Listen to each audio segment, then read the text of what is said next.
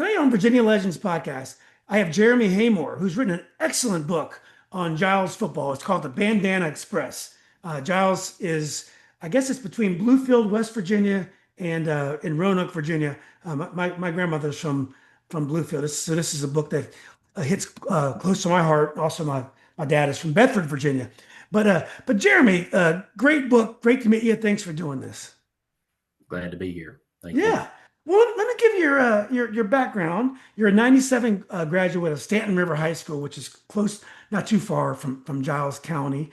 Which Giles is in Appalachia. I would think Stanton River is more the foothills. Is that right, or is that part of? Yeah, it's actually in Bedford County. It's in Bedford. Oh, okay, I Yeah. should know that. Uh, so Jeremy went to Longwood, graduated in 2001. He's a longtime teacher in Montgomery County, and he also coached football. Also coached at Hargrave when they had a PG football program. Lots of great football players. I think they have 23 NBA basketball players from Hargrave as well. So then Jeremy decided to write a book, an incredible book that's going to remind some people of Friday Night Lights. Also, kind of reminds me of Hoosiers, the passion, the way people care about their high school sports. Jeremy, did I get most of those facts right?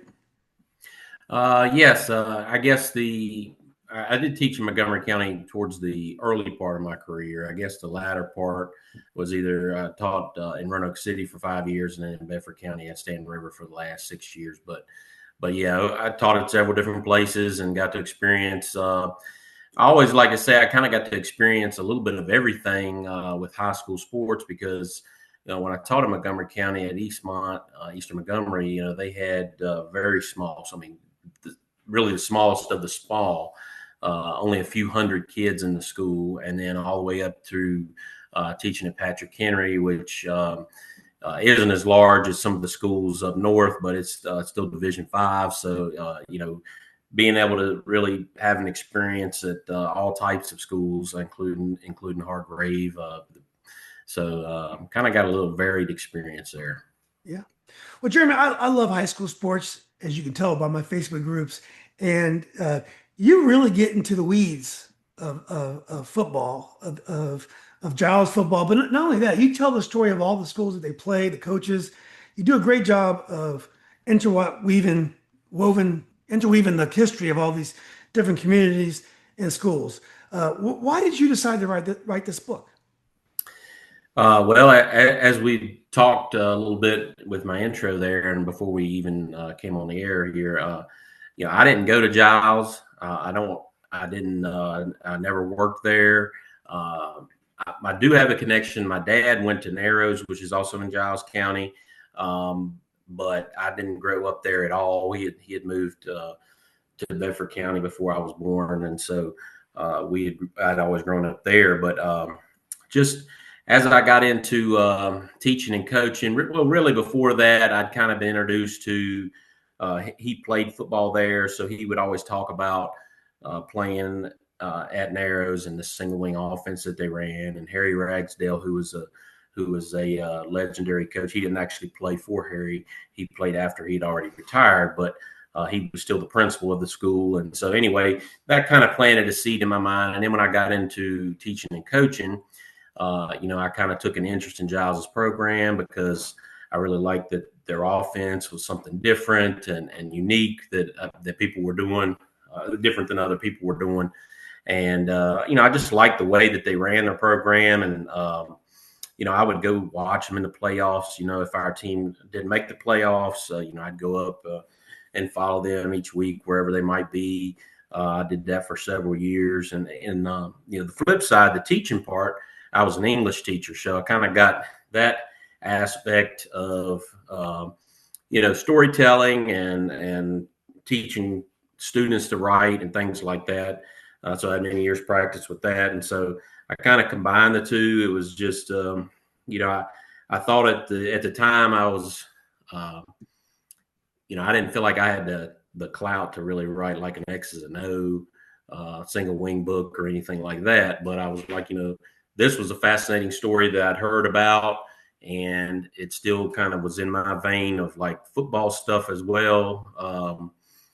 And so I just kind kind of contacted them and just said, has anybody done this? Has anybody told this story of how it all got started there? And then, as I kind of got into the research a little bit more, I found out really how great of a story it really was, and how it all kind of came about, and leading all the way to the state championship game in 1980 that, I always talk to people and say, well, a lot of the things that we see in sports media, movies, things of that nature, they're somewhat dramatized from how they really happen to make them, quite a bit more entertaining. But this is the way that this really happened. I mean, it really did come all the way down to the end, and without spoiling the plot, it did come down to a nail biter, and many people that covered the game in the media, and also coaches who had gone to watch. A lot of people that I'd interviewed, they all said, this was the greatest game that I'd ever seen. And that's, when I started, it was, 30 years after the fact. Now it's 45 years after the fact. It took me about 15 years from start to finish to research and write. So, it was a very long process. Wow. And part of that was because I was researching Steve Ragsdale's father's career. So that was really, that stretched from 1930 all the way up to 1962 when he retired. So I wanted to include some of that background. And then I got into, as you mentioned earlier, with the teams that they played and wanting to make sure that I accurately, talked about them, their coaches, their communities and stuff. So, that kind of led for a much longer process, but I felt like in the end, the product would be better and people would enjoy it better. Exactly. Well, Steve Ragsdale is the coach, basketball playing coach, but it was a good historic football coach. His dad, Harry Ragsdale, had coached at Narrows, and I guess you guys say Nars. That's how they say it in Giles County, right? But anyway, so you do go in depth, and we'll get back to them. I want to talk about the single wing. Now, when I played football, the single wing was a throwback offense. I remember this. There was a club up here that ran a single wing. It was always tough to play against it because by that time most teams run the I or even the wishbone steel or the wing T. But the single wing is you do the direct snap to the tailback, and the quarterback is more of an up back calling signals. It's a very unique offense. Stonebridge High School out here in Loudoun County ran it. They won a whole bunch of state championships, or at least a few state championships, a whole bunch of regional championships. So it's still in use today. How important to the story is the single wing? Well, I think for the people that live in that area, it's important because it's part of their identity. It's kind of how they, the brand that they built for their program. I don't think it's necessarily integral to understand and being able to read the book and understand, the story in its entirety without having a great familiarity with the offense. I tried to kind of explain it, but in a way that was, for even the casual fan. But of course, those that are interested in it and that, it definitely gives some of the background and history of that. An interesting tidbit, you mentioned, Stonebridge and Mickey Thompson had run it there. And I talked with him for the book, actually, years ago. And also Matt Griffiths, who ran some at Broad Run. They had, as the story goes, when, Mickey Thompson was at Parkview himself, and they were looking for something to run, and they got interested in the single wing. They actually got the video out of the 1980 game of Giles and Parkview and saw that. And that was they kind of used that little bit of that background there to kind of start the research process for him to run it at Parkview in the late 1990s. Because Matt Griffiths, who was an assistant for him at the time, had been, when he was in college, helped coach at Radford for Norm Linneberg, and they played Giles every year, so he had seen it there too. And so I thought that was kind of an interesting tie-in. I didn't actually end up being able to use that tidbit in the book anywhere, but it was something I like. I like to share that because it's still kind of a tie-in with that story that is still being played out to this day. Yeah, it's great. I enjoyed it. You don't talk down to your audience. You have a certain expectation that they understand football and can keep up with you. And I respect that. I enjoyed learning the mechanics of the single wing. It's a formation I played against a few times, and I didn't enjoy playing against it because I played the cornerback, and I had a lot of people coming at me trying to block me. So that was my so I enjoyed that. So one thing you do to organize the book, and I think it's very effective, is you organize it by games and I guess scrimmages, and you just go from game to game, and then things that happen between games. You may cover while you're talking about that game. You also use flashbacks. You might flash back to a game that happened 30 years earlier, where Harry Ragsdale was coaching or someone else was coaching. I thought it was very effective. Talk about your decision to organize the book that way. Well, when I interviewed Steve Ragsdale, one of the things that he said really stuck with me is that he owed everything in his coaching career to his dad and how he had learned the single wing from him, and he just he really emphasized that is that he felt like that anybody would talk about him, they should talk about his dad first. And as he told this story to me, and I'm taking notes and everything, he would give those little tie-ins that kind of reflected things that his dad had experienced that were similar. And so, I kind of was like, I think that would be a good way to, explore that kind of father-son dynamic, and also give some of that history of, Harry's career that stretched, over 30 years and ended in a 32 game winning streak and all those things. But do it in a way that is, you know, digestible, I guess, so that you're not. I didn't want to overload those flashbacks, including too much, but enough that you could kind of see that uh, as he in the story, as Harry might be watching some of these practices or games unfold, he was thinking back to, oh, I remember when this happened to me that was similar. And part of that is that's the way that it was relayed to me, but also not only Steve, but other coaches who were on the Giles staff said that Harry he could remember games down to the very play with like just vivid detail. I mean, it was like he was encyclopedia of every game he ever coached almost. And that was kind of how I envisioned him looking at these games and calling back to memory to, when such and such happened back in whatever year. For example, the first time Giles and Naris play in the book, he kind of, I mentioned, you know, Harry's first experience with the Pearisburg, it was Pearisburg then, and Nara's rivalry, where they were playing basketball on dirt courts outside because they didn't have a gym yet, 1930. And as soon as the game started, the two teams got in a huge brawl. And I was like, that's the rivalry way back even then, so I was like, that really ties into that. And so I felt like it would be a good way to tie in with his dad. And the one of the things he explained with the 1980 season, it was really a culmination of 3 years.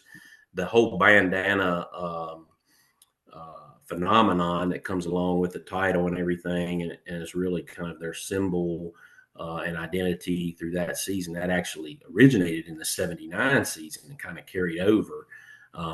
So the momentum started in that year. So I wanted to be able to kind of show some of that stuff, but again, not go through every game, but kind of hit on what the key games were. And so I really wanted to make sure that I was able to hit those high spots and still be able to keep it in a chronological season type layout, because that's kind of like when you think about the football season, people think chronologically in an order like that. It's just intuitive that way for people to think of it. So I was like, that just seemed to fit.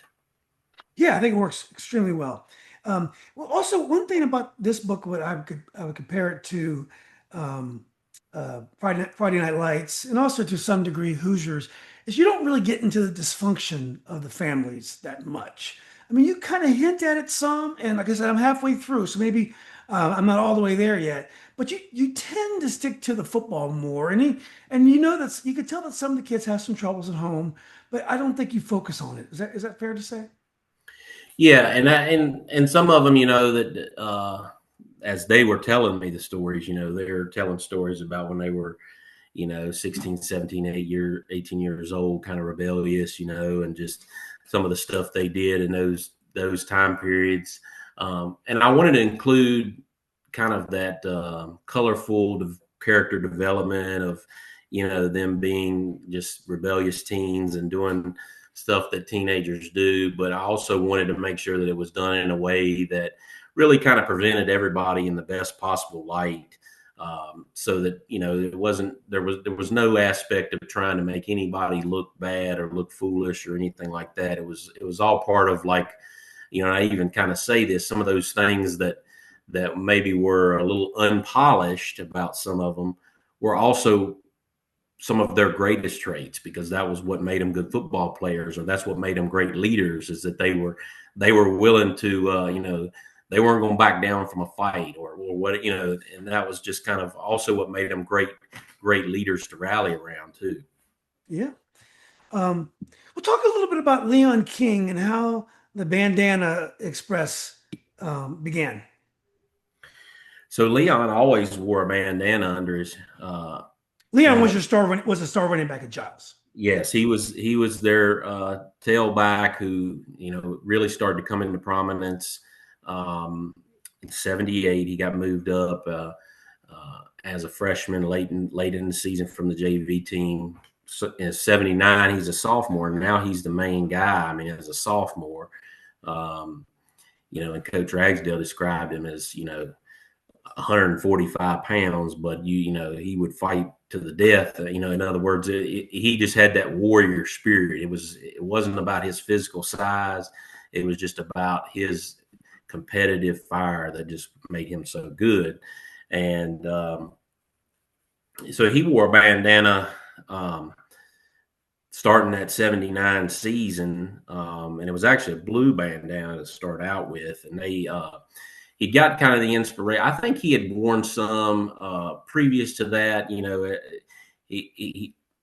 had cornrow braids, and he would wear it kind of to keep his hair under the helmet. But he saw, and this was part from interviewing him, part from interviewing Coach Ragsdale. He saw the quarterback out at Oklahoma at the time, who was Thomas Lott. And he wore bandanas under his helmet for the same reason, for his, I had kind of researched him a little bit to find out, but he had seen him wearing them. They played the Orange Bowl was on that previous New Year's Day, and he was on there, and I got the TV broadcast to kind of see, how it was displayed and so anyway, he saw him wearing this, and he's kind of like, this was kind of his signature thing. So he wanted to kind of do, it's kind of his signature thing too. So anyway, to make a long story short, the detractors of Thomas Lott, kind of were the same type thing for Leon. They thought, this was flamboyant, or they thought he was trying to be showy, whatever it might be. It wasn't that for him, and it wasn't for Thomas Lott either. But anyways, for some people, it sparked, like, some I guess just disdain for the way that he kind of presented himself. Anyway, narrows the rivalry. Their whole thing when they saw it was they want to take this bandana from him, and it kind of started as rumors. It started about, was there was rumors that there was a bounty on his head for who could get the bandana from underneath his helmet during the game, would get paid. And, and a lot of it kind of ballooned into, you didn't know what was fiction and what was, reality of kind of the way rumors around the small towns. There was, some people said there was a racial undertone dealing with him. Now, when I interviewed Leon, he, and this is part of why I portrayed it in the book the way I did, is he said he didn't feel that way. Some people kind of explained it, that they thought that that's kind of what was tied into it, but he said he didn't feel like it was. It was just, just the rivalry of the two schools. That they always, a lot of the players, shoot, they said that as great as the rivalry was between players, it was, the community and the people in the community, it was greater for them. A lot of the players they got along, outside of playing football with each other, because they would go, a lot of the Giles and Naris football players would go to school together at the vocational school. So they had a lot of mixing with each other, and some of them were like actually friends with each other outside of football season. They didn't talk during football. It was very serious rivalry and all. But so anyway, the community, the major employer there in the county was a Celanese Corporation, still there to this day. They don't employ near as many people as they did in 1980. But basically, it's the largest employer in the county, and at that time, I think they had 2,200 employees. So it was a mixing ground of people from all over. So, that was a lot of the rumors and a lot of the rivalry stuff that kind of started there. Where it was, they would be, they were rumors that people would be betting whole paychecks against each other for the Giles Nares game, and that's kind of the lore of the rivalry, especially local rivalry, territorial rivalry like that. I think is just interesting to read about, especially during that time period. But I mean, they were, and talking with Coach Ragsdale and the players, they just said there's no way for somebody to know how big that rivalry was, except those that lived it. I mean, it's like nowadays, high school football I get, whatever factors may be, the crowd size and all that kind of stuff, it's just not quite what it was then, and shoot, they said that people would go out there at 1:30 in the afternoon and start putting down their stuff to make sure they had certain seats for the games. I mean, the rivalry was just intense. I mean, but anyway, so the rumor was they wanted to get the bandana away from Leon, and whatever means necessary. And so the kids had started to hear this talk at the vocational school, and they had kind of decided amongst themselves that the other players that they were going to wear bandanas as well. And red was kind of their. They had started to shift the color at Giles. Red was just a trim color, but Coach Ragsdale kind of shifted that to the primary color in 1979 to kind of give them a little bit more identity and everything. And really, red bandanas were probably easier to get. A lot of them said that was probably, it was the ease of getting them. But anyway, they all basically got red bandanas and to support Leon. Well, Coach Ragsdale noticed it as the week started going on. All these guys were wearing bandanas, and so he's like, he's kind of this no nonsense coach who's doesn't want any kind of showy stuff going on, especially in the big rivalry game and all that kind of stuff. So anyway, he talks to the assistants, can you guys find out what's going on with the bandana deal here? And anyway, they report back to him the whole story, Thomas Lott, and then he started Leon's wearing the bandanas like the guy from Oklahoma. Nares has gotten word that they're going that he's wearing this bandana. They want to take it. So anyway, it was just basically the storyline. And he said, okay. So he waited till Thursday, the day before the game, and he's like, timing was everything with this, is he waits till the last practice right before the game and calls them all together, and says, what's going on with the bandanas? And they thought, they were scared to death. They thought he was just going to tell them to take them off and, get rid of them. And that was the end of it. And he said, well, if they're going to take Leon's bandana, they're going to have to take one off all of us. And he pulled his own bandana out, red bandana, and said, if we beat Nares tomorrow night, I'll take his bandana over there and I'll let the coach know what he can do with this bandana, more or less. And then he said they went absolutely berserk, because he was very much a disciplinarian, and for him to join their kind of player-led campaign in support of Leon, I mean, he said they just went absolutely berserk. Fast forward 45 years now since that, and you could go to a Giles game and there'll still be people wearing red bandanas. They'll still have red bandana flags up on the back of the bleachers. The concession stand is still called the Bandana Bar. I mean, it's still very much a tradition that lives on to this day. I mean, they said by the end of that week, uh, and when they played that game with Narrows in '79, it seemed like everybody in the community had a bandana almost overnight.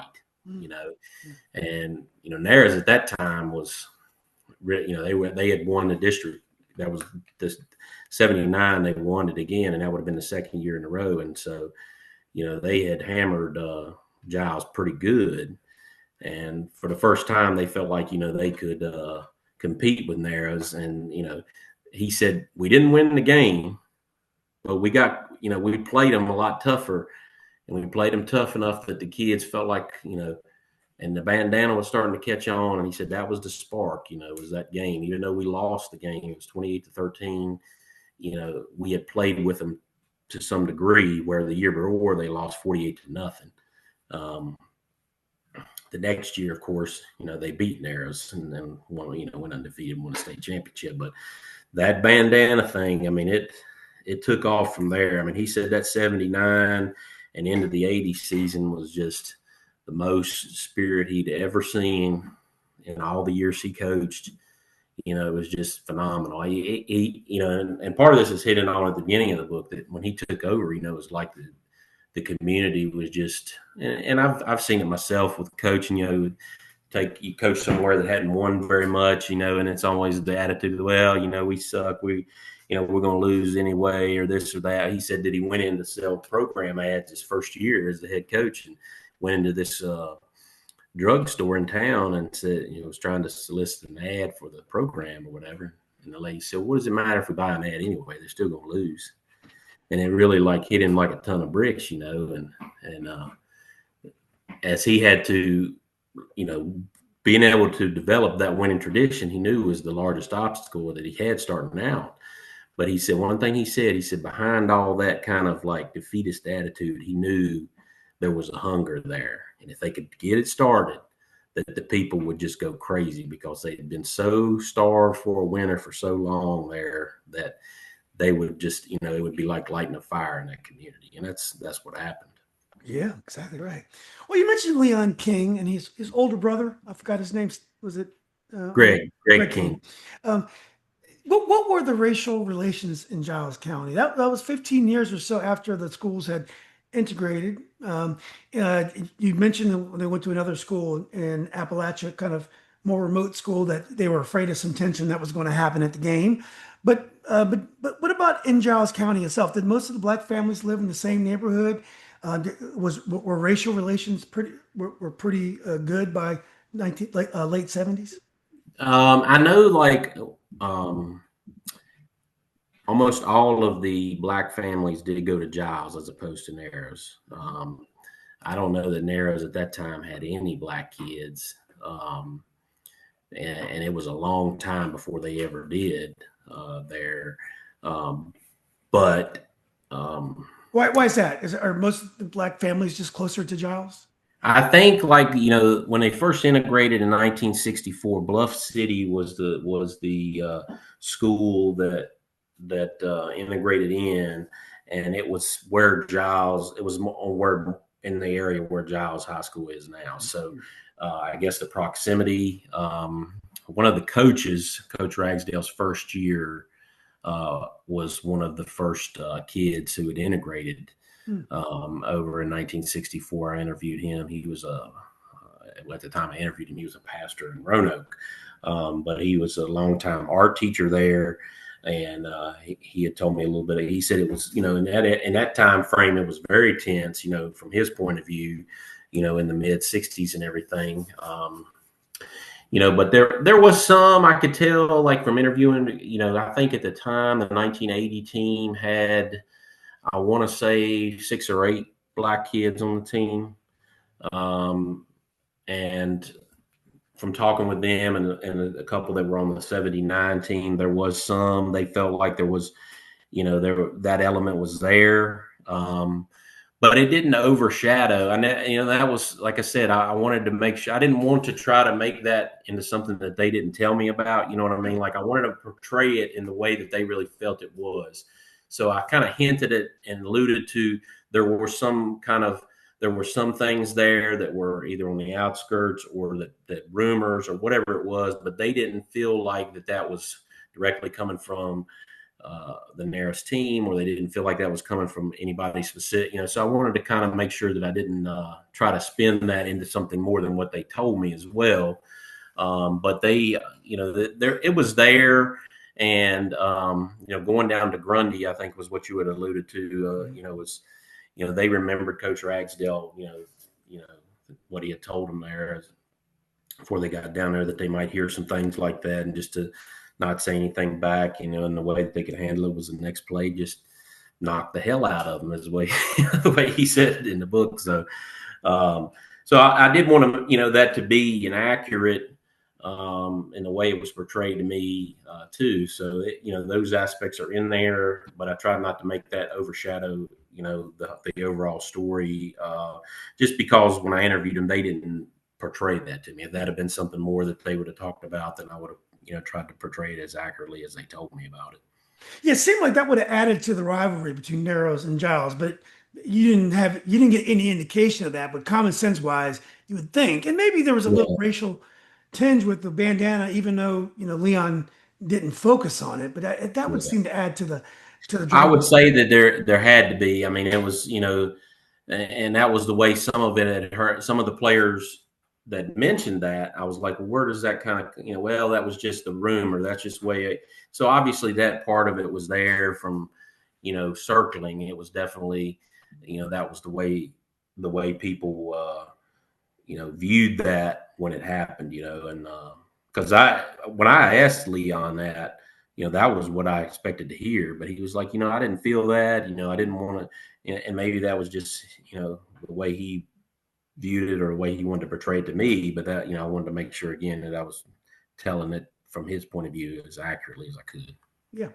Well, Jeremy, talk a little bit about Appalachia. So I think people who aren't from there would kind of make assumptions that Appalachia is probably all the same.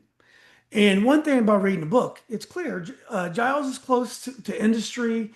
It's not too far from Roanoke. You got big time journalists covering the games. It's not remote like you can feel when they travel to some of these scrimmages and stuff. But Yeah. I wouldn't know that really, even though it's common sense that there's big towns in Appalachia and there's hollows, whatever you call them. Talk a little bit about Appalachia and how different it is, how the neighborhoods and the areas are very different in Appalachia. If that's the Yeah, case. and it was interesting to me, even though my dad grew up there, and I would go up to Giles to visit my grandmother. She just passed away last year, so I would went up there my whole life, I'm sorry to hear that. thank you, and that was to me, I thought it was interesting to hear the Giles players say, "Man, we were going out, almost like we were going to another planet or something, going to Grundy." I'm kind of like what you're saying. I was like, well, it's still, Giles, and Grundy, and to the common person on down to the rest of the state may not seem very different from each other, Yeah. but they viewed it as, we'd never been that far down into Southwest Virginia, and all we knew is that it's down near Kentucky, almost in the coal fields and everything like that. And so, yeah, I mean, going down to Hayside for that scrimmage, the first scrimmage of 1980, the only scrimmage of 1980, the scrimmage Grundy, and then also Hayside, but primarily Grundy was unique for them. I mean, they one of the things that really stood out in interviews and I used in the book is that when they first got there and started warming up. Well, these guys that are fresh out of the coal mines coming to the game, Yeah. and they're just covered in coal dust except for their eyelids, and they were, and this was something that wasn't like this was mentioned by just one player. This was a bunch of players that talked about it. I mean, they looked like zombies to them, It was like, they were just like so odd. Like it was like unsettling to them to see these people fresh out of the coal mines with, this coal dust all over them. So yeah, even for a place that you'd consider as Parisburg, which is where Giles High School is, and Narrows, which I always thought was, when I was a kid, I thought it was the most boring place on earth, because when I'd go up to my grandmother's house, she didn't even have a TV. And, I go to, it was just, people had outhouses and things like that. Of course, that was in the mid 80s. But Are there coal fields in Giles County? no, not that I'm aware of. No, but now that was kind of a pass through for the railroads as they would travel through the West Virginia coal fields. So that was it was part of that whole channel. So the railroad was a big deal there, but no, there wasn't any coal fields there. But yeah, it was it was just, I guess, really to your point, all of the communities that are mentioned in the book, they all kind of have their own unique identity, and you had the coal mining towns, and even outside of Grundy, and that area. I mean, I mentioned even back to when Harry was coaching in 1930, Pocahontas, which is in Tazewell County up there. It was a coal mining area at that time, and has since died out now. But that was ever present. Then you had more railroad towns. That's what I would probably consider Narrows, and Parisburg area. You had two separate railroads running through there. And then you had other towns that were a little bit different, where I talk about Abington in there, and some of those schools on what was the old Southwest District, Abington and Graham, which is Bluefield area, Grundy, of course, and I mentioned briefly some of the other schools like Virginia High, which is down there in Bristol, and some of those other areas down there. I tried to make allusions, or at least mention some of the other schools in that area that were good at the time, like Clintwood. They had a really good teams in that late 70s. Ralph Cummins was the coach, and while that didn't directly tie into the book, I was a point where I think Perry McClure had played them in the semifinals like the year before, and the quarterback had a good game. So when I mentioned that game with Giles, I made sure to mention it was the quarterback's arm had helped lead them over Ralph Cummins' squad at Clintwood. I tried to just kind of sprinkle in some of those other localities across Appalachia and across Southwest Virginia, because I just, I felt like that it was important for a region of the state that's somewhat overlooked, I think, and especially now it's kind of, the demographics are starting to dwindle a little bit. A lot of those small schools are starting to consolidate. This is the last year coming up for Grundy High School. They're consolidating with Hurley and another one I can't remember. Is that right? Grundy was a AA school.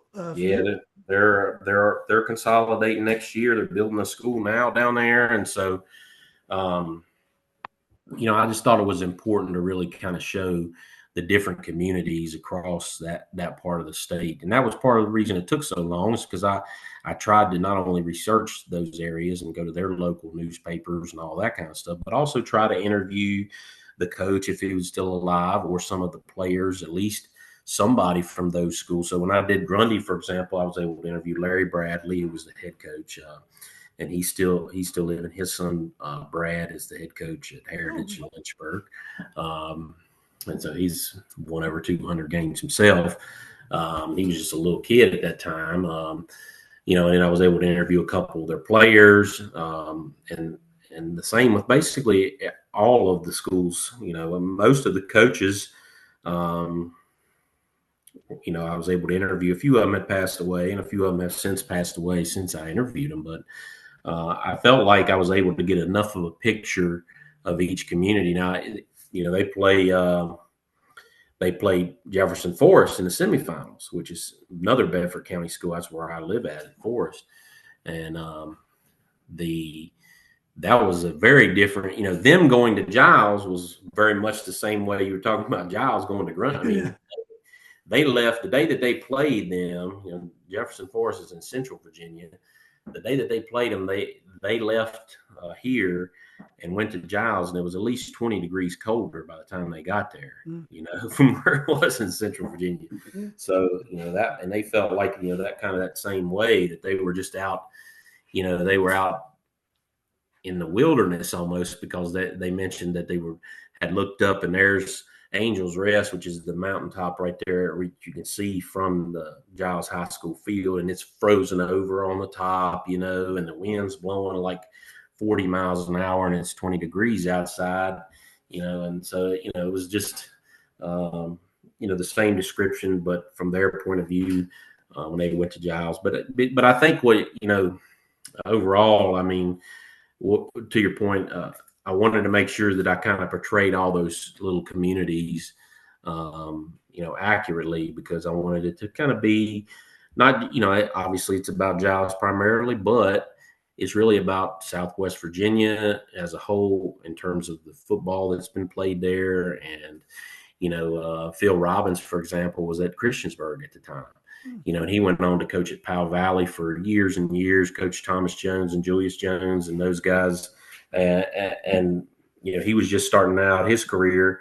But again, that little area down there where, Big Stone Gap, and, some great athletes have come out of there. I don't think that sometimes everybody realizes that some of those great players have come out of that part of the state. Absolutely. I had an old friend years ago. He was a client of mine named Brent Justice. He was from Grundy, and I didn't know anything about that part of the world, but he told me, they had to have cable TV years ago because there was no television reception. He told me they couldn't have schools that far. The schools, they couldn't be consolidated because the roads didn't really connect the communities so well. So they couldn't really have a school 12 miles away because you had to go up a mountain to get to that school. Yeah. So it's Yeah. interesting that they're going to consolidate these schools. I can't wait to tell him about this. But he was the one that turned me on to Rocket Boys and the movie October Sky, which I've seen a million times. It's one of my favorite movies. And I've watched Matewan, another great Appalachian movie about life there. Would life be that much different across the border in Bluefield and in West Virginia? Is West Virginia Appalachia much different than what you see in Virginia? No, I think that it's very, very similar. I mean, like, we're Rocket Boys, War, West Virginia, and Big Creek. You know, the Hickams, of course, Harry Ragsdale. Jim Hickam, went on to be a great coach at Northside, That's right. and he was a longtime football coach. And then Merrill Gaynor, who was the head coach at that time at Big Creek. He later came to Patrick Henry and Roanoke and won a state championship in 1973. And then Glenn Carlock, who's the coach at Graham in the book, is from there. He played for Gaynor at Big Creek. I can't remember if he was a little bit older than the Hickams were, but it was still in that same general time frame. And so that was one of the things that I, when I first got into researching it, it was interesting to me, with Carlock, because that was the beginning chapters that I was researching, chapter 2 in the book, but how it all tied in with where he had come from, and like you said, that where he had come from, McDowell County, West Virginia, and just some of those counties that are bordering on there.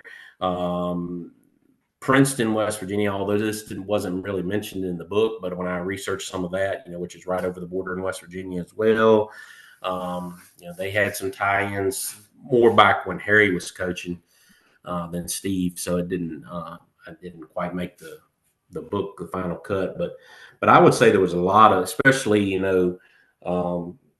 just all in that area, because Giles borders on West Virginia as well, and then but all the way down through there, going all the way to Grundy, where it kind of meets with West Virginia and Kentucky.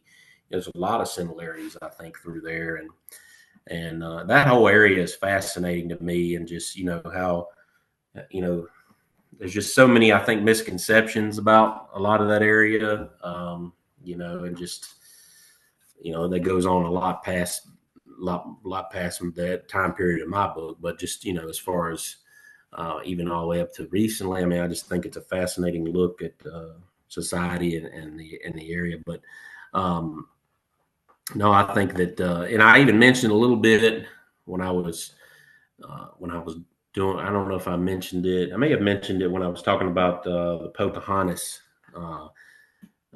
little snippet, but I did draw a point, at least in my research, was that Harry, they had first played those teams in Giles, and then the first place after that they branched out to was the Mercer County, West Virginia teams. That was where because I guess they were a little bit closer in size and those types of things in those small communities. But so, yeah, I think there's a lot of that area that,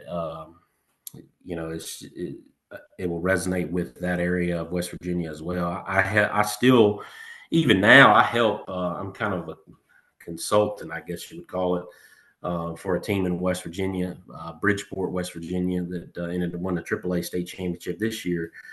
They run the same single wing that Giles ran for 45 years and still run, and the same single wing that Princeton ran and Harry Ragsdale ran back, So, I helped them a little bit with that. And while it's not in that general area of West Virginia, it's a little bit up more northern. It's still, going up there, I think it still resonates with that part of the state and that part of Appalachia.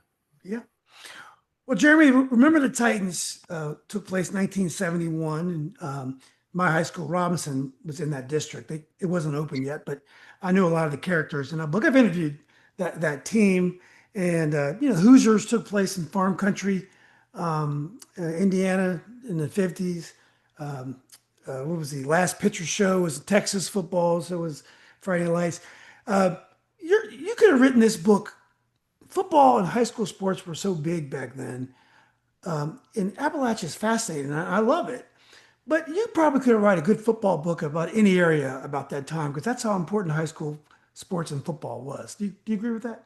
Yeah, absolutely. I mean, and I think that's why I was able to work each chapter in around the identity of those communities, because many of them had stories or whatever it might have been that were similar to this, and that was what made them unique. So it was kind of like I wanted to make sure I sprinkled in a little bit of that history. The rivalry at Graham, for example, Bluefield Graham rivalry. That in and of itself is a tremendous story, and the all the history behind that, and both. Of course, Narrows is already in there, but I mean, you can go back and look at. You got Blacksburg, Radford, Christiansburg, all those areas in the New River Valley. I mean, they all had coaches that ended up winning 200, 250 games. Many of them had stadiums named after them now. I mean, you had Norm Linneberg, you had Dave Christ at Blacksburg, Phil Robbins, Bill Patterson and Narrows. I mean, on and on. Bobby Williams at Perry McClure. I mean, yeah, those. I think that any of those you could write a book about any of them's career, and it'd be interesting, because I just feel like that, like you said, it was football at that time meant so much to the community, each community. I mean, that was why, and when I wrote about Perry McClure, I remember saying that Buena Vista was such a football town. And it reminded Steve Ragsdale of Narrows when they had to go play them, just the way that town was so loyal to their team. And just, it was really, somebody described it in an article I read, and I kind of alluded to it in the book, as they described the town as more of a state of mind than a place. The toughness of the people that live there. And I just thought that, I think that's kind of what you're getting at there, is that each of these little towns had that unique story. They had some kind of history. I mean, one example that pops to mind that I didn't end up using in the book, but I thought was really interesting, is that, like, Withful, George Wythe. They had a team in the 50s that they had a huge polio outbreak in the 1950s that was, and Withful was like the largest area per person or whatever in the whole United States that polio outbreak happened, and they ended up, delaying school for like a month, and ended up that the football team came together and was able to kind of, they put together like a region championship, and or something along those lines. But it was, because I saw that because one of the players in the 1980 George Wythe team, it was his like dad or and then his uncle had played on that team or something along those lines. And so I saw that in the research. And so again, that's, those are interesting stories in and of themselves that like you said, could be their own book, really. But now, one thing we hadn't mentioned, and you may have this on there coming up, when they played Parkview in the championship game, Parkview, coming down at that time, for whatever reason, they decided in 1980 that they were going to start playing the games at the location of the schools, I guess on an alternating basis. So the year before, they had played at Scott Stadium, and kind of like the way they do now. They played 2 games at that location, and there was another AAA was somewhere else and whatever. But they decided, Parkview, coming from Sterling Park, and coming down. Now, obviously, that area wasn't developed in 1980 the way it is now, being only, I think, 22 miles from D.C. But a for mile the from kids, Dulles Airport. yeah. So from, but for the kids from Giles, they were playing. It was like, they might as well have been little tiny Giles playing, DC, the mighty metropolitan DC, I think is the way I describe it in the book, because, and that was part of the way that Steve liked to portray it too, because that was kind of that whole underdog mentality that he loved to cultivate with them and everything. But it was unique in the fact, that's not something you would see happen today, really. I mean, I don't know that there would be many schools, there would be anybody, a single A school, really very few double A's probably play, that far up north. Those are all large schools up there now, and I know you probably would have way more about that than I would. But even their players, a lot of the Parkview players, they said, when they went, they played their games. Parkview at that time played at like a community field, what was basically like a rec field. That's where they played their varsity. They didn't have their own stadium. It was like a community field, Bill Allen Field there. And so they had never, they said they hadn't, the crowds up there just weren't like they were in Southwest Virginia. This is coming from the Parkview players telling me, I interviewed between the coaches and players, like I think 15 of them, and so when they went down into Southwest Virginia and saw the community pride and just everything that was, they went down and practiced in Blacksburg the day before the game. And so the next morning when they got on the bus to ride over, and some of this was from Allen Pinkett when I interviewed him, when they got on the bus to ride over, they got to the county line, which was still probably 15 miles from Giles High School. There were people literally lined at the county line for like just as long as they could see, shaking red bandanas. And so they're on the bus coming in, and they're like, "Oh my God, where am I at here?" They'd never seen so many red bandanas in their life. That was just, and all the way down through there. I mean, like every business and school, the elementary school had all the names of the players up. And I actually didn't interview this guy. I just found him like 2 weeks ago. He actually, by chance, he had written for the Loudoun Times-Mirror, covered a lot of those games in 1980 for the Parkview, and he's still writing for the Richmond paper. He covers politics and stuff now, but I saw his name and just messaged him and asked if he was the person who had covered those games. And he said, yeah, it was like my first year out of UVA. Like, I was like 23 years old. But anyway, he had done a masterful job of these articles of coming from Northern Virginia down to Parisburg, and he documented in these articles all these signs that he saw, all these businesses that had stuff up, and just it was really helpful to me because I was able to really painted a picture of. I mean, I had pictures and I had descriptions from people, but this was like from the perspective of somebody who didn't live there.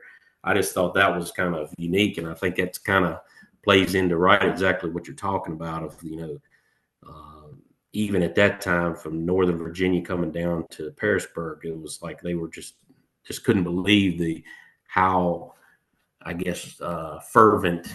They were just some of the coaches told me they tried to tell the players like you don't understand what you're going to see. Especially the guy who.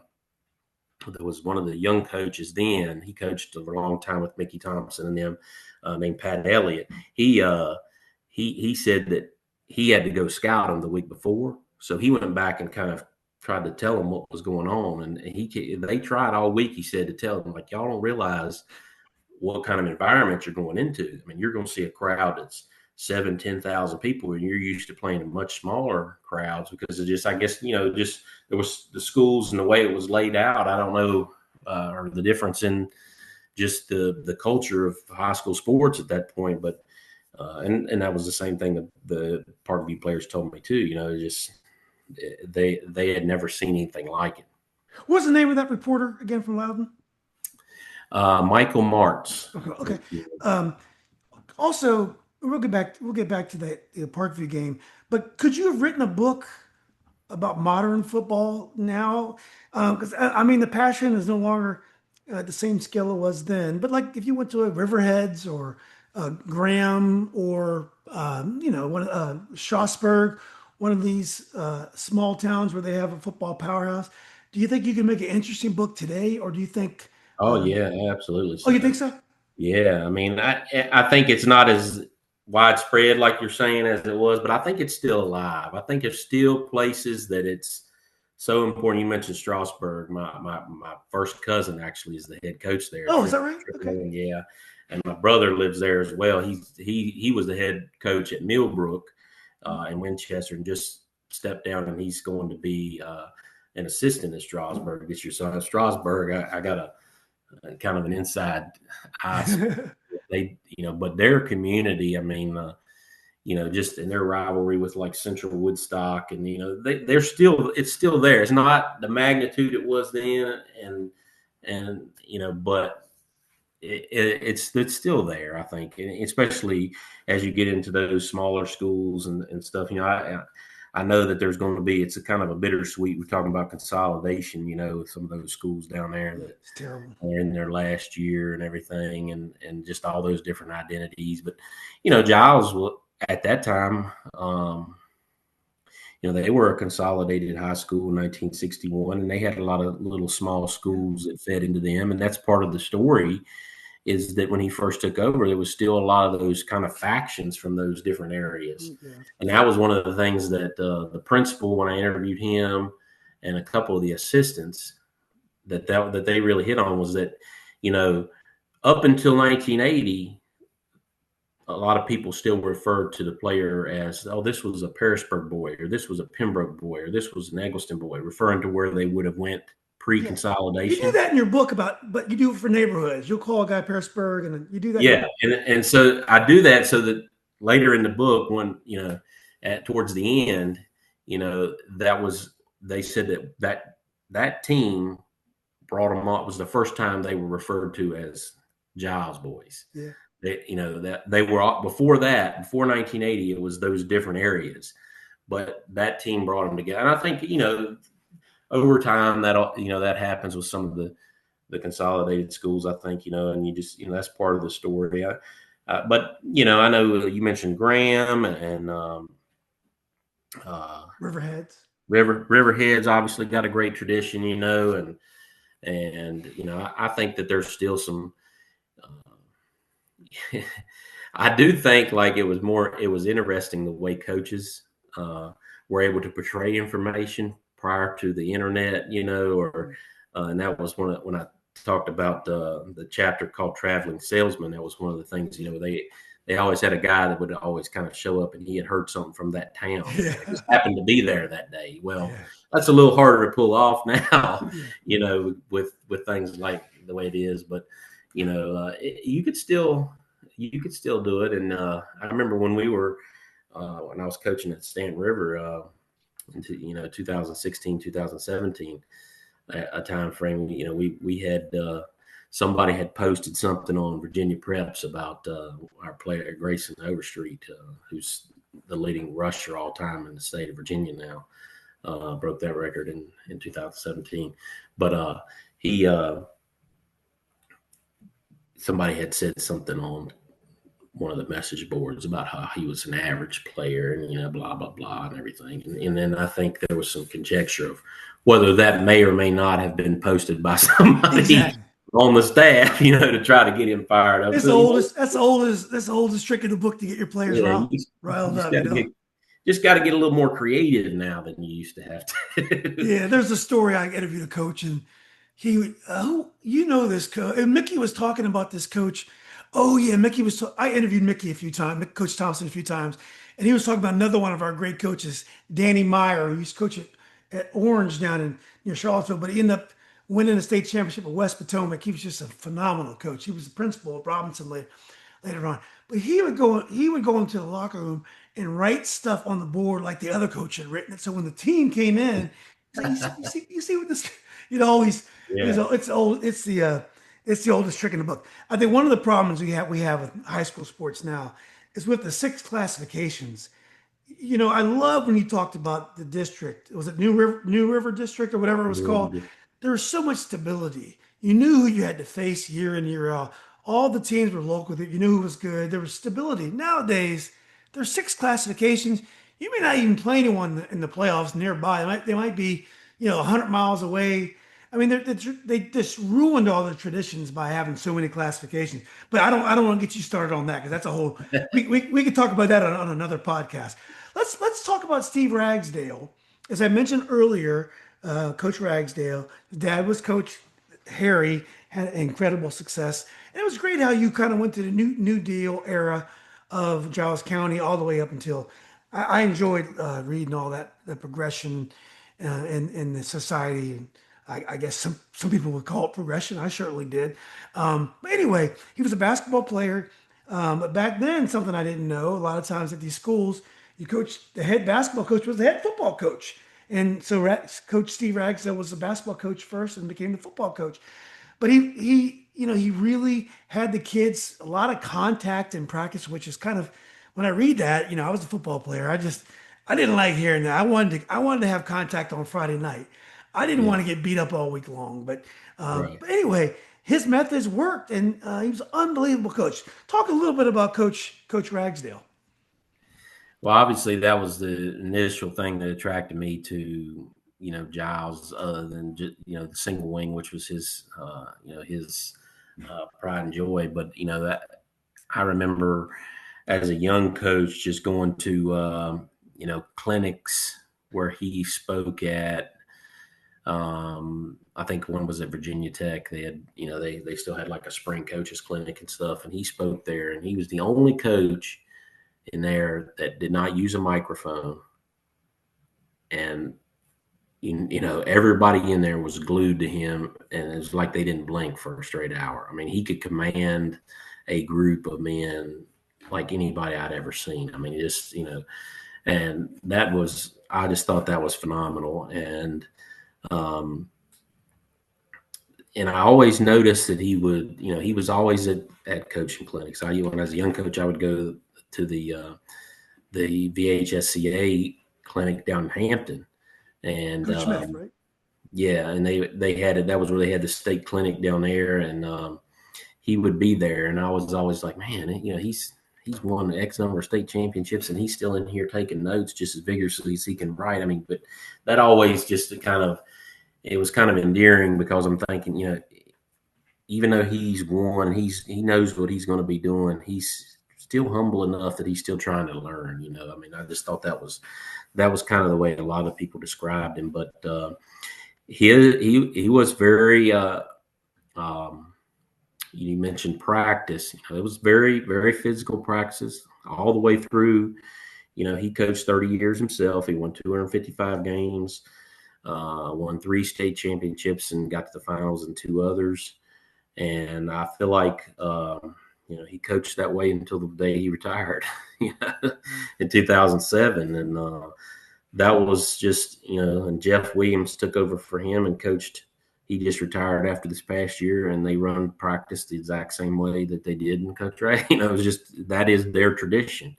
And it is different than a lot of people do things today. And even then, I mean, I mentioned Dave Christ from Blacksburg. He gave me a nice little quote there that they had heard about how vicious the practices were, and he just wondered, God, how do you keep the kids coming back, But I think it was just, the makeup of the type of kids that they had and the parental support that they had. Later on in his career, it was like, well, he kind of earned that. It was starting out, obviously, though. I mean, it was just I think just the time period helped with that. Now, if he was a brand new young coach today, could he go out and do the same?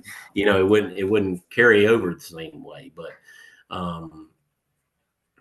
it was just, it was fascinating. And, and a lot of the way he practiced was the way his dad had, he again learned from his dad. He carried it over, and, that was, there's a couple points in there where they were talking about, the other team had been practicing in shorts. And again, whether somebody actually saw it or not, we don't know. But that's just what, but that was what they took pride in their identity. Oh, this team's practicing in shorts. They can't be hard nosed like we are. That was part of just the mentality that they cultivated. And when you played, I was able to coach against him, in 2004. I coached again. I mean, and honest the mentality that they had. That's the way other teams perceived them as well. I mean, they blocked different. They blocked more physical. They were the most physical team that anybody saw. I mean, it was like that.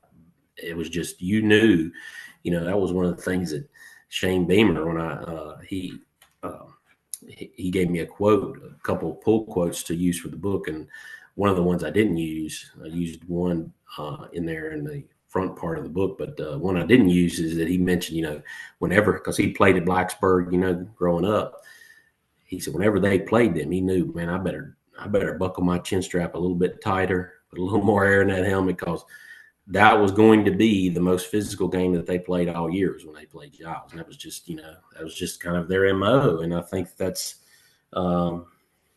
just translated to the type of kids and the it was funny to hear the players, 30 years now it's, like I said, 45 years ago, tell the stories, because it was like, man, I hated him in that moment, like just and it was hilarious because they were just like, God, I could have killed him at that point. But, now they're like grown men and they're just thinking, man, but I wouldn't trade it for the world. It was just, he was such an important figure in their lives, father figure, but just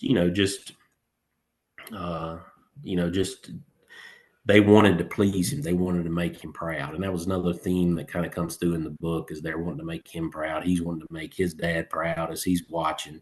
He's trying to make Harry, because he's starting out and he's learning.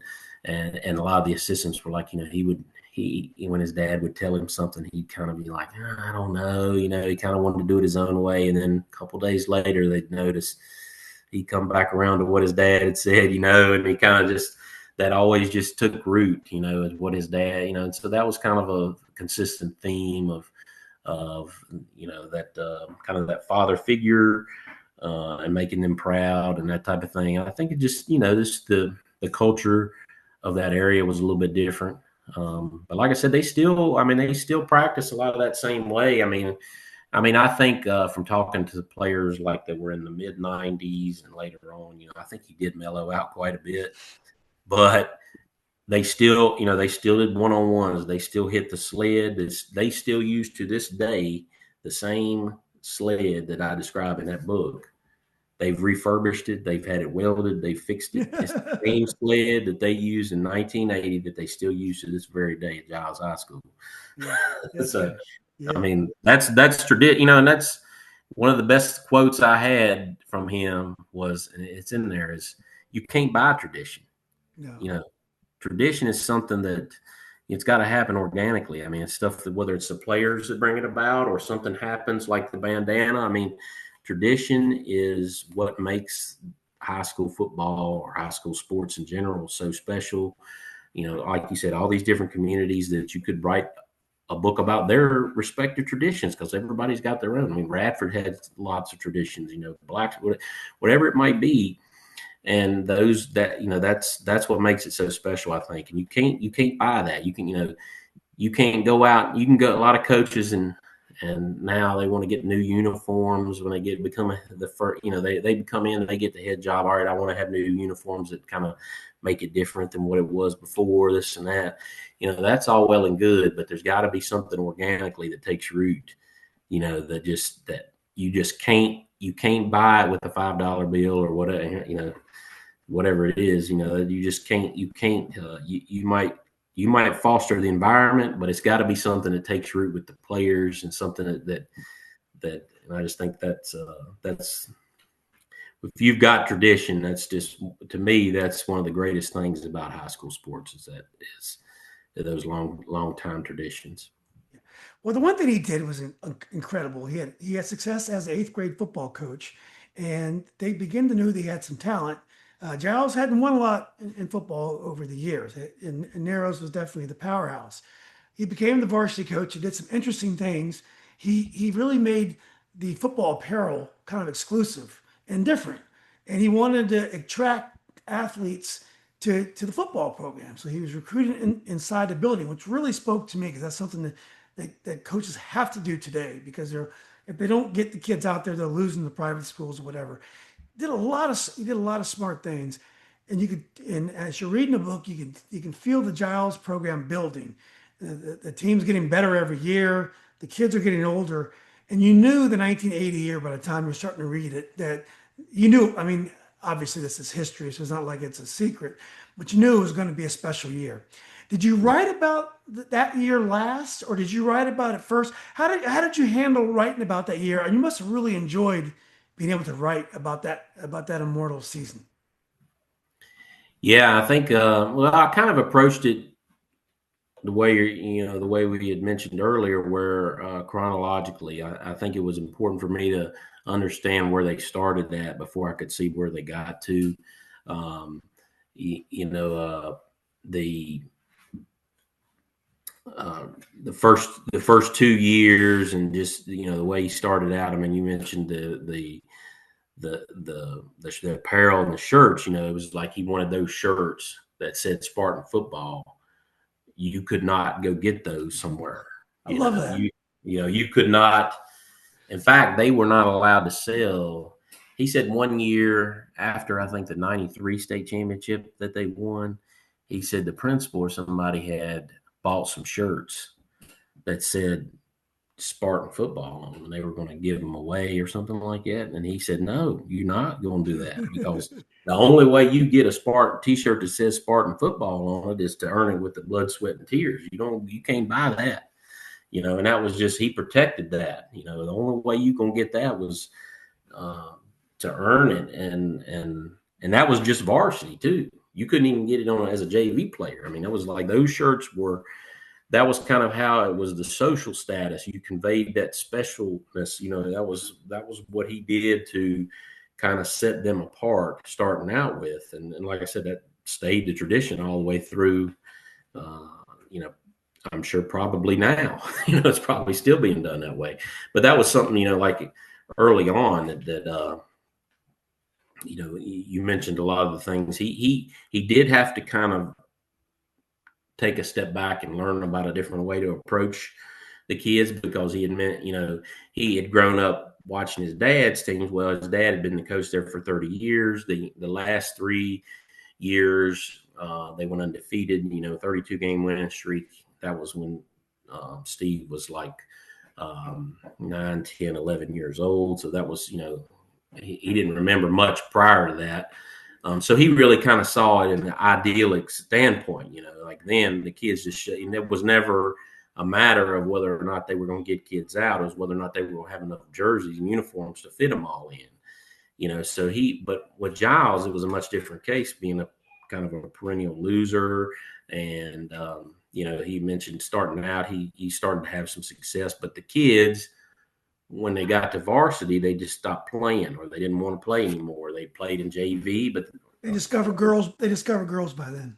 yeah. And so it was kind of like, how do I get those, kids to want to stay with it? And, or how do I get those good athletes? Because he said that he just eventually faced facts. They didn't want to play and come out there and get beat like a drum every week, so they didn't play. So he had to start out somewhere and get a foundation established, and that was really that first year of taking those lumps. But once it got around and Leon came on as a sophomore and was able to. They were able to, the bandana phenomenon. There was a stretch of games in there where they played Narrows, Blacksburg, and Radford, who were the big three in the New River District at that time. Of course, Radford had won the state championship in 71 and 72. Frank Beamer was an assistant for him in 1971. Right. Yeah. They were the big three teams in the district at that time. They actually in no stretch went 1 win, 1 loss, and 1 tie. But he said that was the biggest, that stretch of games was the biggest thing that locked in the support of everybody buying in, the kids, the community, because they were able to battle those top-notch teams, even though they lost 1 and tied 1. They had never come close like that before. So then once the talent got a little bit better, the buy-in was there, and, they were able to, then take it to the next level in 1980.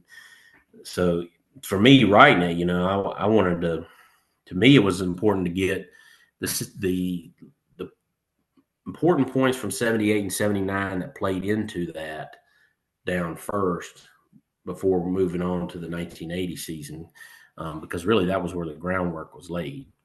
Yeah. So you got a chance to. The season's unbelievable. I haven't read. I'm like, I think the 4th or 5th game into the season, so I'm not going to ask too much about it because I want to enjoy it and read it. But Allen Pinkett, he had an NFL career, 5 seasons. I think he had 2,000 yards. Played Notre Dame before. Did you get a chance? I think you mentioned you talked to him, and did you watch tape of that game? And what was Allen Pinkett like? Very interesting. I had, at the time, I'm like, well, I'd like to interview him, but I have no clue how I would get in touch with him. And so at that time, he was doing radio for Notre Dame. And so I was like, I tried to just kind of search around, found kind of the parent company, I guess, for that radio station, called and left a message on somebody's answering machine, not thinking I would ever hear back. And literally a half hour after I left that message, I got a call, and they said, the guy said that he had talked to him, and that when he mentioned the Giles game, he said he definitely wanted to talk. Like he just, that was something that he remembered very vividly. That that was an important game in his career, and so it was very interesting to be able to, especially somebody that went on to do such great things, to have him talk about that game. And it was he thought and described a little bit of what I mentioned earlier about how great the community support was. They'd never seen anything like that. He said his quote was that it was more red bandanas that he'd ever seen in his life, and but it was interesting. He was like, even though it was kind of like a different environment, and it was kind of unsettling, I think for some, his thought process was, I want to play in front of big crowds one day. And so this is the stage I got to excel upon if I'm going to do that, So it was kind of interesting to get his perspective. Of course, now, after it's looking back in retrospect, but still, I mean, it was just, I thought it was fascinating for him to describe his thought process of thinking, I want to play on further and bigger stages. So this is what I have to be able to excel at. And so I was able to get a lot of good. He remembered a ton about the game, even all the way down to the very end, the final 2-point conversion. I won't tell you, but he could tell me the play name. He could tell me what he saw when he broke the huddle. I mean, it was just phenomenal. In fact, he said that was the one play that haunted him throughout his career, through college and the pros, that he wished that he would have been able to be able to replay one more time, And so I thought that was really, interesting that he was able to paint such a vivid picture for me, but also was very willing to talk, and we talked for a while, and he, it was just very interesting to get the perspective of, I had to, by that time, I'd kind of had a lot of the Giles players interviewed, but again, they then talked to him about what he saw from the opposite perspective. I was like, this is really cool because, even for Steve Ragsdale and the players, they can read this book now and learn some things that they didn't know because they're getting their perspective from the other side of things. And obviously the all of them knew who Allen Pinkett, they didn't know who he was when they went into the game. And that's part of the interesting story, is the way he had played primarily fullback during that year. They had another kid named Todd Turner who was really good too, who got injured in the playoffs. But it was the way it happened. The films that Giles got, one of them was you couldn't see very well, and the other one, I think that they saw a couple early runs by Pinkett, but then he had not played much in the second half or something along those lines. And then the semifinals, it was like played on a wet field, so there was I think there were like 9 combined fumbles that game. So anyway, the scouting that they had didn't necessarily show how good he was, and that was one of the things Coach Rat, they basically misjudged the scouting. They were worried about Parkview's passing game because that's how they had scored in the previous 2 games. Specifically the semifinals, they beat Tab on 2 touchdown passes. And they were worried about a reverse play that they'd seen on film to another, but it was interesting that they didn't mention Allen. Coach Ragsdale said, I don't even know that I mentioned him in the scouting report all that much. In fact, they had him drawn up as a fullback. I said, I have I still had a couple of the players had the original scouting reports. And so he was drawn up as the fullback, but because of the injury, he was for that game, he made the move to full-time tailback, which was obviously, good for them. But so when the game started, man, they were just like completely shell-shocked. They had never seen anybody that hit the hole as fast as they had never seen speed like that, and so that was just, they went down 18-0. And they thought, my God, Coach Ragsdale said this might be 50-0. If we don't get it together here.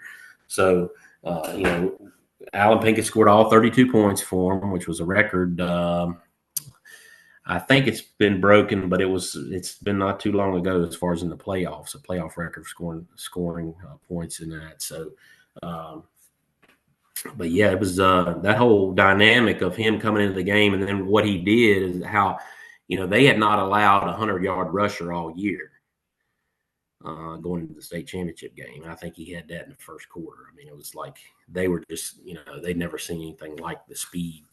I've got the footage both from the press box game footage, but also Channel 7 out of Roanoke they had coverage of the game, and I've got a copy of and so that was ground level footage. And I'm telling you, when he hit that off tackle hole, it was like he was shot out of a gun. It was just boom. It was like explosive speed. That's awesome. Yeah, I'm definitely going to watch the video after I finish the book. So, Jeremy, how's the response been to your book? Have you been surprised by it? Yeah, it's been really good.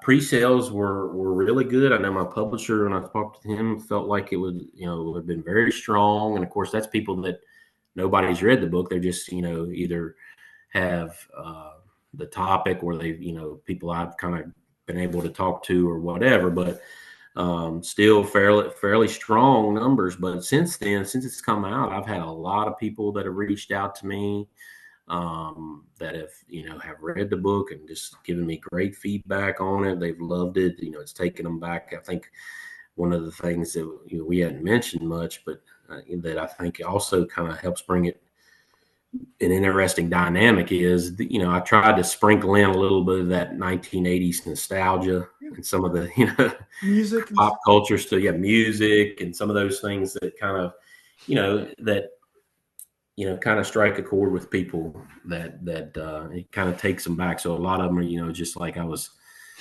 a lot of them mentioned that they finished it, within a day or two. These are talking about people who live the event, obviously to start out with, but then they, the word of mouth and things. I've had, it's been a number one new release on Amazon for the football coaching category now for, at least for the past week, I think, almost 10 days, that's which awesome. those things, it can come and go depending on Yeah. sales, but so the sales have been pretty good. And like I said, I mean, it's um, all the response online has been really good. I mean, people that just, like I said, some of them I know, some of them I don't know, just reach out and say, hey, thanks for writing this book. Thanks for highlighting these communities. Thank you for, caring about high school football. I mean, I mentioned when I did an interview with Jermaine Farrell from WFXR 2127 in Roanoke. He was the Virginia Sportscaster of the Year this year. Um, when I did the interview with him, uh, it was I thought it was interesting, like how we were able to sit and talk about the book, and then when he put out his story and everything, that I think that helped with the pre-sales, and was able to get a very good reaction, from my interview with him. And like I said, it was a lot of people I didn't know that just kind of were thankful that high school football was being covered. Oh, I know what I was going to say. The when I did the interview with him, we talked about, you've mentioned some of the movies like Hoosiers and Remember the Titans, Friday Night Lights, but we had kind of talked about how, really there hadn't been anything like that out much recently. I mean, you're talking about in the last 10 or 15 years. I mean, even if you go on to, the sports books that are out right now, there's some football biographies, Mhm. and there's a lot of different books about other sports. I mean, but there's just not that much that's out there right now, at least I feel like, that's in this same vein. I mean, there's not those kind of football stories. There's just not a lot that's out there. I mean, in the categories that I'm in, I mean, it's the books that I'm competing with are like, there's like Bill Belichick's biography, or like, Nick Saban's leadership book, but then there's like football romance novels, which have nothing to do, but like, there's just not a lot of, I think people still like that. I think people, everything I see, people talk about, oh, Friday Night Lights, the movie or the show, or Remember the Titans. I feel like those are just classic American tales that people love, and they still get excited about those underdog stories and all that kind of stuff. And I think that's kind of, you know, either authors have tried to get away from, telling the same kind of story again, or they've branched off into different sports that, but I feel like there's still a market out there for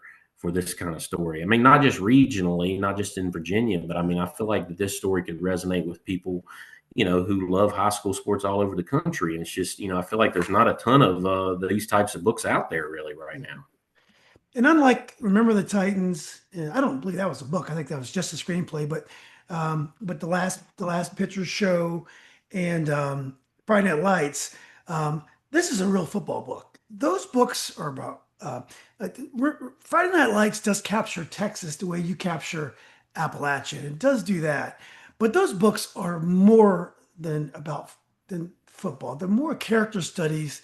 This is a football book, but it's also a love story about Appalachia in a time it's gone, unfortunately. I think you do justice to high school sports. I love high school sports. It's like an escapism.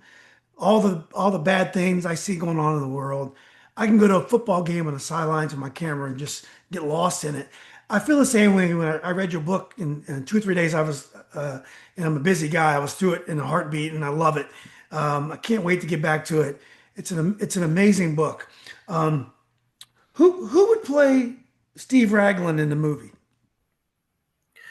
Ooh, I don't know. That would be a tough one. I don't know. It would have It to could be a be. character from. It could be an actor from history. It doesn't have to be someone who's still out there, but who?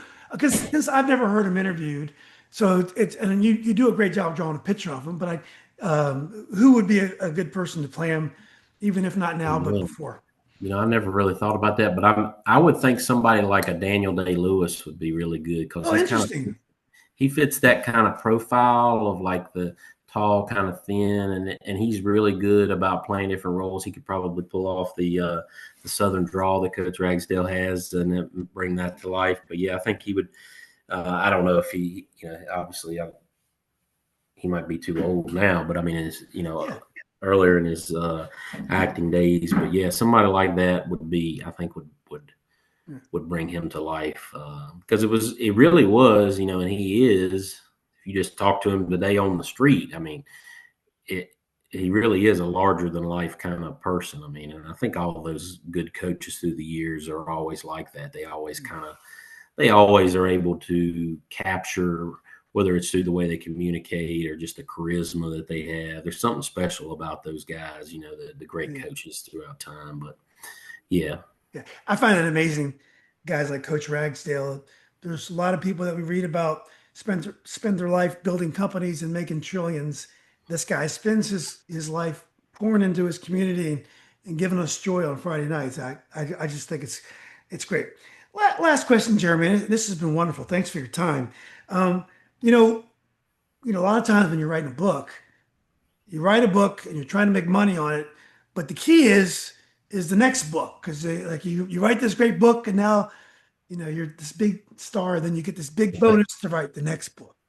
I don't know. Hopefully you do well in this book too, but from what I read, and my sister writes some books, this is sometimes happens. What would be your next project? Have you thought about it or any idea? We've discussed some things already today, but have you thought about your next project? I haven't. I guess I've been so long working on this one. I wanted to just kind of get here to this point. I thought it would never get here, and then it finally did. And I've had a few people ask me that, and the first answer I would say is I definitely, from my research, would have enough that I could write kind of the prequel about Harry's career more in depth, Yeah. specifically his early 1930s teams. I think I have a huge amount of information on those. I just don't know if the market, if people would want to read something that would be that far back. I think the 80s kind of resonated more. It resonates more with people now, but I definitely could do that. But I think there's still those stories out there that need to be told. I mean, I was talking to a guy who came to my book signing, and he had sent me a bunch of interesting information about EC Glass High School in Lynchburg. Their teams in the early 1960s. Vince Bradford was the head coach, and they ran single wing. But that the offensive side, I mean, it was just. I thought it was really interesting the way that they were portrayed. That they'd had reunions various times. There was still a playbook that had been drawn out in existence. I mean, just so that there had to be information that would be out there. But I haven't really thought. I mean, my wife would probably hope that I just right off into the sunset with this one. But as much as I've put into it, but at the same time, I mean, I'm sure the itch will get me again because it's just something that's part of me. I'm always wanting to have that kind of project that I'm working on. But yeah, there's a lot of fascinating stories out there. I mean, I haven't picked one, or there's nothing that I'd say, yeah, that'd definitely be what I do next. But I would think that my mind would be open to seeing what I could come across. I think a publisher would be smart to get you in advance to get working on that. I'll leave the links underneath so folks can buy the book. I want to get my hard copy. I've been reading it online, and it's I like to have in my hand. I'll definitely be buying my own as well. But Jeremy, look, I just want to wish you the best of luck. I really enjoyed talking football with you. I love talking. I love talking old football and baseball and basketball. I could talk, as you probably have noticed, I could talk about them all day long. And so this is great for me. But wish you the best of luck. Let's keep in touch. If you're ever in the Northern Virginia area, definitely let's get coffee or dinner or something too. Yeah, absolutely. I Yeah. enjoy that. Okay, Jeremy. Look, enjoy your Sunday, and thanks again for your time. I appreciate you having me on. All right, buddy. It was great. Thanks, man.